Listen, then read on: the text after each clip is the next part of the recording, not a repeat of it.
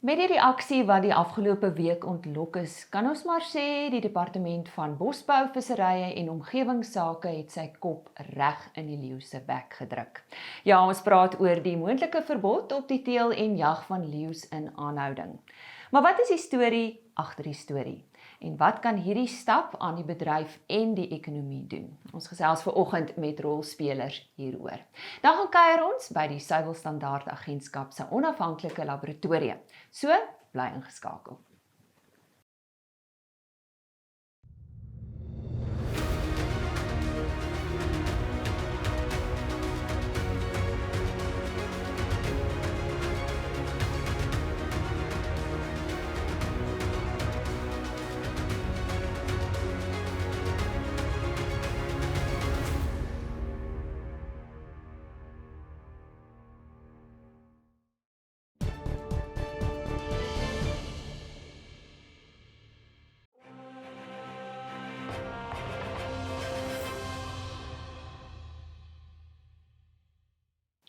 En nou vir die nuus, byna 23% meer trekkers is in April vanjaar vergeleke met die van April 2020 verkoop. Dit is volgens die jongste data van die Suid-Afrikaanse Landboumasjinerie Vereniging.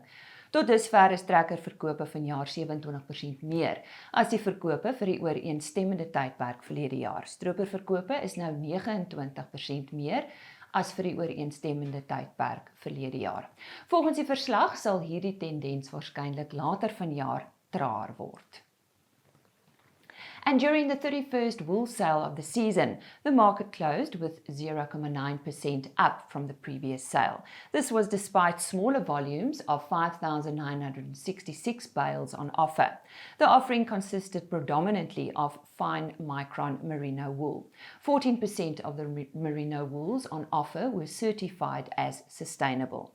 Although the longer length merino wools achieved good results, a lower overall sales clearance of 91.64% was achieved.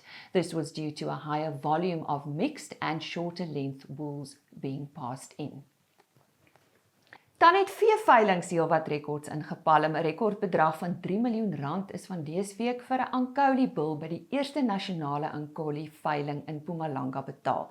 Bona Livestock was die koper van hierdie bul, Sebastian, wat deur Twin City Game Breeders geteel is. En dan is die Simmentaler koei van Adel Bregna gedurende die afgelope Lichtenburg skou vir 'n rekordbedrag van R340,000 verkoop. Martiens de Jager van Gilland Simmentalers was die koper en die teeler is Nico Venter. Dis dan vandag se nuus, maar ek is net nou weer terug. Net a film. Grow more with less.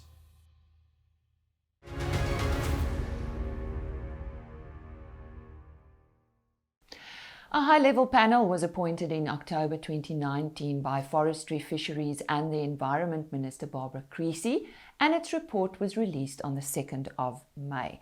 The panel had to review policies related to elephant, lion, leopard and rhino. And to shed some light on this report and to get his opinion as well is Richard York from Wildlife Ranching South Africa. Richard, thank you for joining us at On Farm TV. What was the role of the high-level panel? Good morning, Lisa. Good morning, viewers. It's a pleasure to be here. So to give you a brief overview of the high-level panel, the high-level panel was formed after the 2018 captive bred lion colloquium that took place in Cape Town. It was one of the recommendations from Parliament.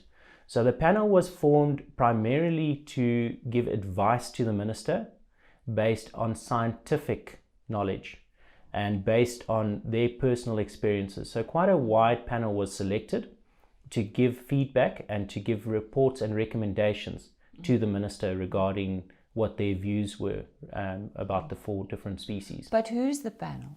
So the panel has come from a variety of stakeholders, but one concern, I'm not going to mention names, one huge concern for us as industry is that there wasn't a single rhino breeder or single rhino conservation operator on the panel. And rhino, in my opinion, has become the unintended consequence Absolutely. of this panel's report. So yeah, no, that's a huge issue for us. Discuss the lion in the room. Right, so if we start with the lion in the room, the whole panel started with captive bred lions, and we've discussed the unintended consequences. For instance, rhino. It's devastating what decision that's been made, but we need to understand, Lisa, when we talk about the report, if I may, that's the report. It's 582 pages. So have you worked through it? No. This report was handed out on Sunday. We only got access to it on Sunday despite requesting it prior, and we now need to go through this report and work through it. So there's a lot that needs to be understood about this report. And where we need to make a clear difference, there's an old quotation, and I like to quote it in terms of, we may disagree on a few points, but that does not make us enemies. So we need to understand that there'll be industry stakeholders that will agree on the line and disagree on the line, but that does not make us enemies, because if that makes us enemies, that places our rhino and the rest of our wildlife habitat in jeopardy going forward. And that needs to be understood. But we want your view, so share it with us. My view on the recommendations, on some of the proposals, or what you have read. Right. Share it with us. So in terms of the proposal and the documentation, I can't give you a view at the moment, because this needs to be read with Section 24 of the Constitution. This needs to be read with legislation in terms of NEMBA, NEMA, LEMA. It needs to be read with in terms of non-detrimental findings regarding lion, leopard, elephant, rhino. Extensive documentation. It also needs to be read with national as well as the 9 provincial ordinances. So to make a quick opinion on this document will be ill-founded, and it won't do the viewers back home any justice to do so. Richard, what concerns me is within the industry, there are so many views already, feedback we received the past week. I mean, why do people disagree so much? Lisa, I think everyone's got their opinions. And the problem with opinions is they're very seldom based on fact. So Wildlife Ranching made the decision, we're not going to comment on small things within the report at this moment. We're going to absorb the full report. We're going to look at the various impacts that it's got on legislation. We're going to look at the impacts that it's got on our members and understand it before we make specific comments about this report going forward. So everyone's entitled to their view, everyone's entitled to their opinion. But for us at the moment, the best thing we can do is work through this lengthy document and make a recommendation that's beneficial to our members. Well, stay with us. We'll be back shortly. And when we come back, we'll talk about can hunting.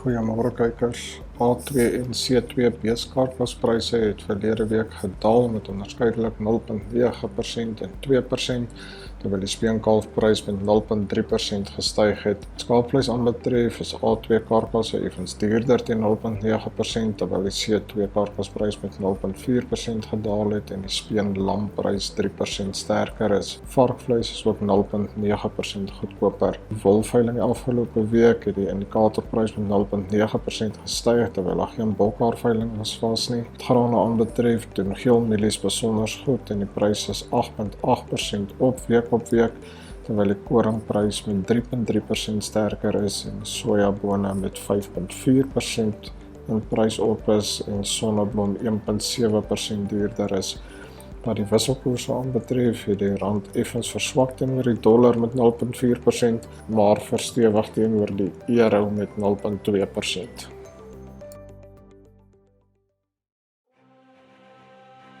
NutriFeeds, die formule vir sukses.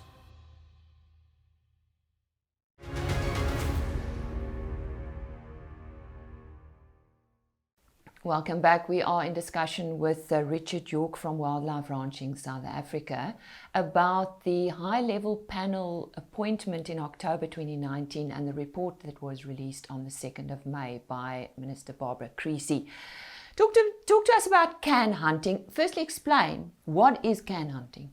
Lisa, there's been a lot of noise in the media, especially now, saying this is the end of canned hunting. Let's make it perfectly clear. Canned hunting in South Africa is illegal. It's an illegal activity that's been banned. And what many people fail to understand is that any form of lion hunting, particularly pertaining to captive bred lion hunting, is done under the guidance and the signature of the Minister's Department. That needs to be understood.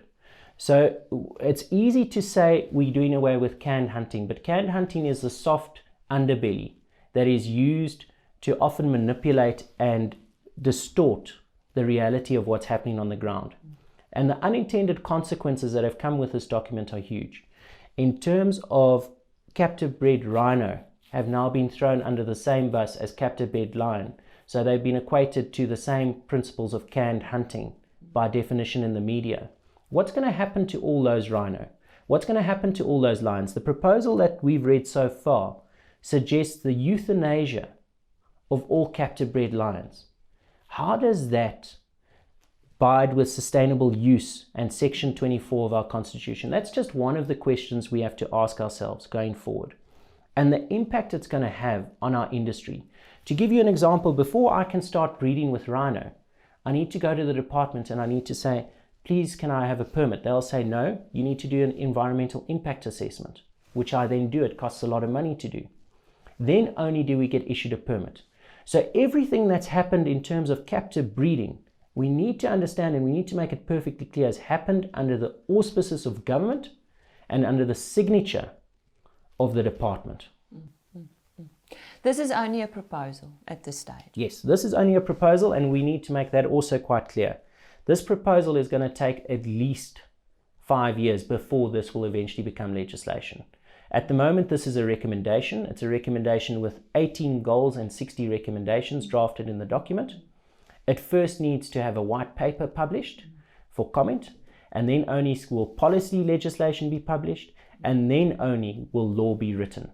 And this is going to take a lengthy process to have anything credentially established in law. So nothing's changing in terms of status quo, and the minister quoted it quite rightfully so. The clip that we referred to, I think if you could play that, that'd be great. And that's what's crucial for going forward, to realize that nothing has changed. This is the start of an engagement session between the breeders, the hunters, the conservationists, the NGOs, and the minister to work out a way going forward. Richard, I'd like to talk about the impact it has on the economy. I mean, we've got people working on farms. It's a whole industry, and I know the contribution is enormous. Talk to us about that.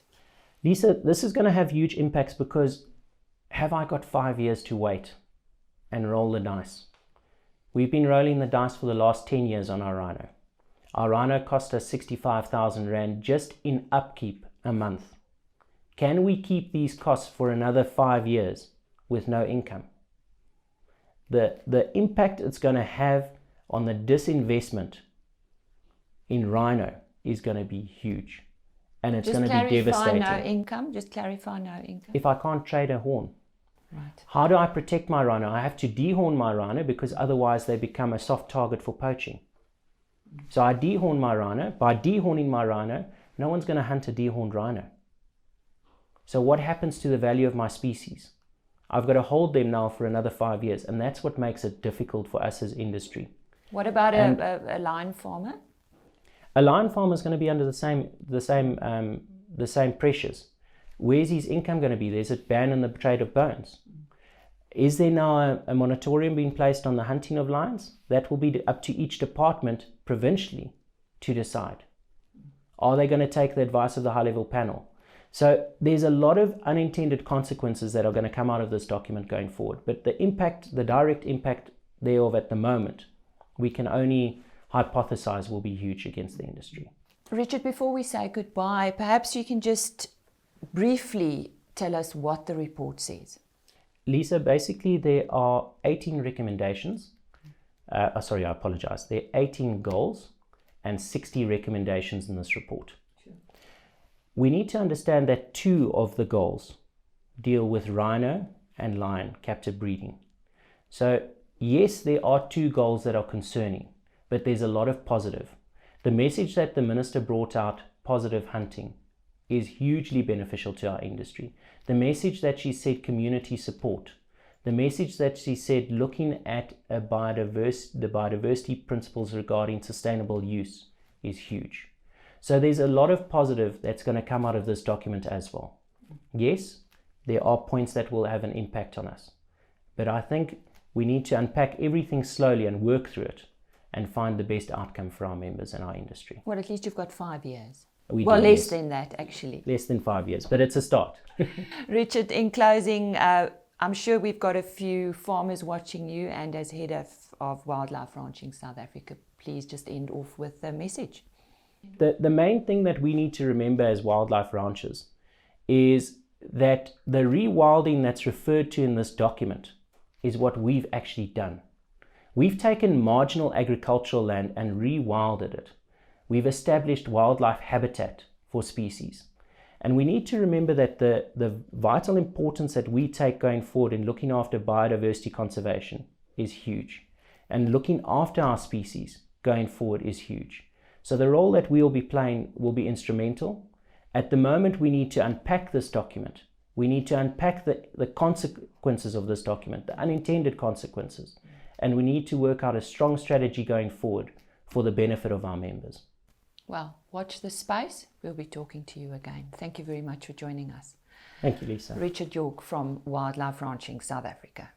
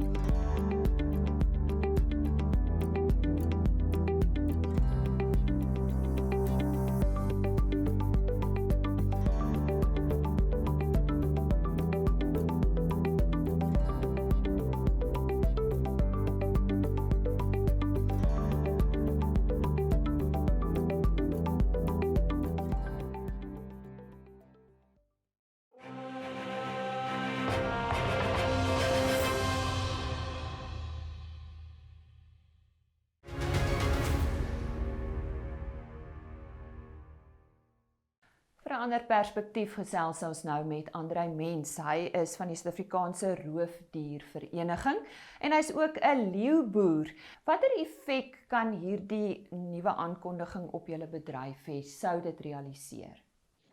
In 2012 was daar 'n opname gemaak oor die koste wat spandeer word om 'n teelplaas te bedryf per jaar. Dit kos ongeveer R600,000 per leeuplaas gemiddeld en daar's 300 van hulle tans. Dit gee vir jou 180 miljoen wat spandeer word om sulke bedrywe te bedryf.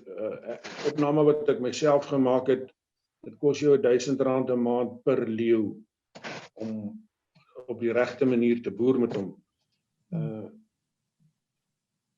Tussen 2015 en 2017 is daar 'n opname gemaak wat die toerismebedryf inbring en dit het 'n bedrag van R500,000 per jaar wat ingebring word, wat nou ook sal verlore gaan. Jy weet, dit gaan nie net oor die jag van die diere nie. Daai manne kom en hulle kom hou vakansie, hulle bly in hotelle, hulle gee voetjies vir mense, hulle koop diamante en die mynbesig gaan swaar kry want hulle koop juweliersware, diamante en goud. So ja, dit het 'n geweldige impak, sal 'n geweldige impak hê op ons ekonomie. So watter ander bedrywe gaan ook swaar kry? Die olifante en renosters en luiperds ook in die gedrang. Hulle gaan loop dieselfde pad as die leeu, so die ding gaan net aanhou en aanhou. Jy weet, hulle begin met die renoster en toe nou die leeu en die olifant agterna en toe nou die luiperd. Die bewaringsorganisasies is daarop uit om maar die hele wildbedryf op die einde van die dag toe te kry en hulle was ook in die meerderheid verteenwoordig by die hoë profiel paneel. So daar was 60% van die paneel was aangestel deur die minister wat aan bewaringsmense toegesê is en 40% aan die ouens wat vir die bedryf en toerisme is, en die mense van hulle was so ongelukkig dat hulle van hulle bedank het en geloop het. Op die ou einde daar net 28% oorgebly wat vir die bedryf is en 60% teen die bedryf, en dit het veroorsaak dat die minister het ook 'n standpunt ingeneem dat sy gaan vir die meerderheidsbesluit, so ons het nie 'n kans gehad om ons saak te wen nie. André, wat gaan nou van al hierdie leeu's word? Dit is 'n moeilike vraag, want jy weet,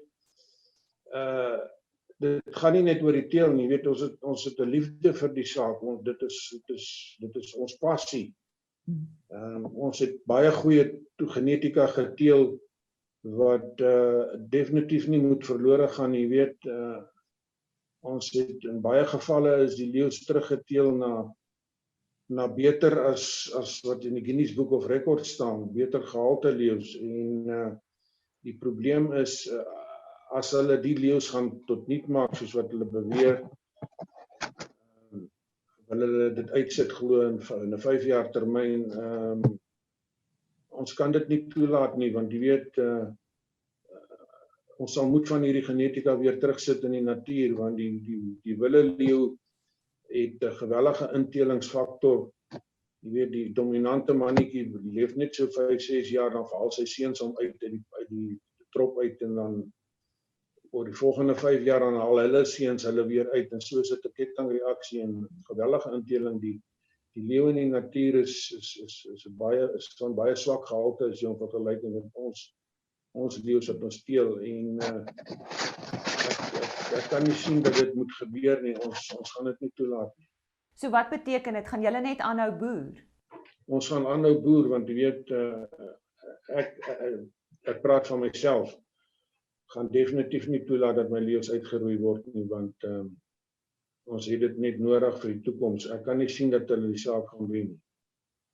Ons sê baie dankie aan André Mentz, hy is van die Suid-Afrikaanse roofdiervereniging.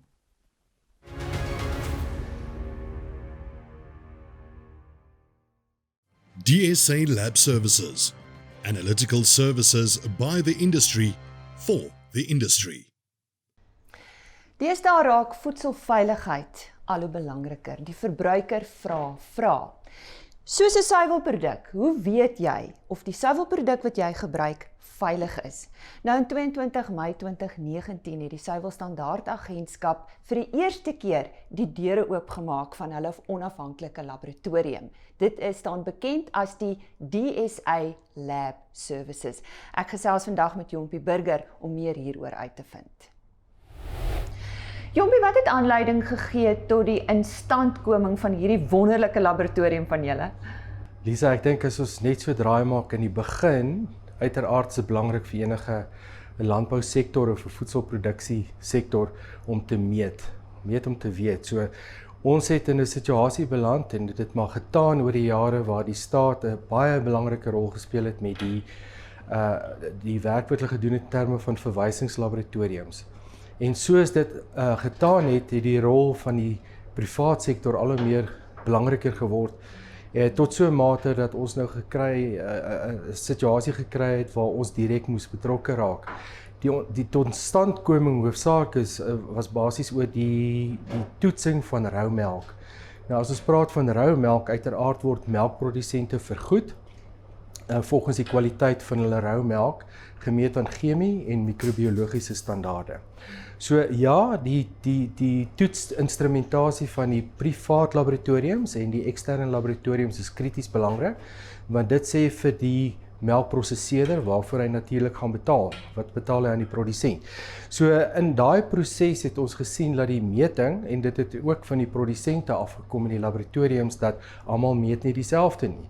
So die norm het basies verdwyn teen waarteen ons meet, en dit het daar eintlik wat gebeur het is dat daar standaarde in die land ingevoer is deur privaat maatskappye, en dit is gebruik om hulle toerusting dan te kalibreer.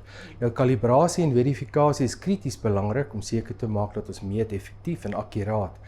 En so het gebeur dat verskillende standaarde, verskillende lande, die kalibrasie van die toerusting is wel reg gedoen, maar die eindresultaat is nie dieselfde nie. So kom ons praat spesifiek bietjie van somatiese seltelling, ons praat van melkurium stikstof. Daai goed is vir ons baie belangrik, daai elemente, en dan ook natuurlik die vetproteïen en laktose. So reeds in 2017 het die gesprek aangegaan en ons het begin kyk na hoe kan ons te werk gaan in gesprekke met die industrie om 'n stelsel daar te stel, 'n entiteit wat sal kyk dan in die toekoms na die standaardisering van standaarde. En so die bedryf daarop besluit dat dit is goeie idee dat Melk SA dan daai verantwoordelikheid sal opneem en dit is gevra dan uit die DSA of die Suiwelstandaard-agentskap, dit sal vir ons hanteer. En dit is waar ons is vandag. So een van ons primêre doelwitte met die laboratorium is om te kyk na die standaardisering van standaarde. So verduidelik vir ons watter dienste behartig julle nou hierso? Ja, natuurlik die standaardisering van standaarde is een saak. Ek dink dit het baie belangrik geraak dat ons ook ons ander dienste insluit. Ons doen 'n geweldige klomp, as ek mag die Engelse woord gebruik, screening, sodat ons kan bevestig deur die waardeketting hoe lyk die kwaliteit van melk in die suiwelbedryf. So die laboratorium het uitgebrei, dit is iets wat ons nie noodwendig altyd gehad het nie, ons het baie van die werk uitgekontrakteer, maar vandag staan ons hier in 'n laboratorium wat microbiologies melk en melkprodukte kan toets. Ons kan die chemiese sy daarvan op by wyse van screening ook baie effektief met die nuutste toerusting wat jy kan kry doen. En dan het ons die nuwe wêreld betref van diagnostiese toetsing en mikro. So ek kan regtig waar sê met die toerusting wat ons het, ingesluit meteorologie, kan ons nou die wye spektrum van toetse vir die bedryf reg deur die waardeketting doen met die oog op waardetoevoeging. Ja, nou op die ou end is dit wat 'n verskil maak dit of wat 'n bydrae lewer dit tot die suiwelbedryf in Suid-Afrika. 100%. Ja, dis 'n jy weet as jy gaan kyk na geïntegreerde bestuurspraktyke in die suiwelbedryf, dis baie belangrik vir 'n bedryf soos die suiwelbedryf om verantwoordelik op te tree en ons moet regtig waar gaan kyk reg deur die waardeketting, waar is dit waar ons 'n groter mate van selfregulering moet toepas. So is krities belangrik om te meet, om te weet vir die beskerming van die verbruiker en natuurlik die bedryf ook. Nou ja, dis vir ons ook baie lekker om te weet daar's gebeur so iets in Suid-Afrika. Nou kan ons rustig gaan slaap. Baie dankie. DSA Lab Services, analytical services by the industry for the industry.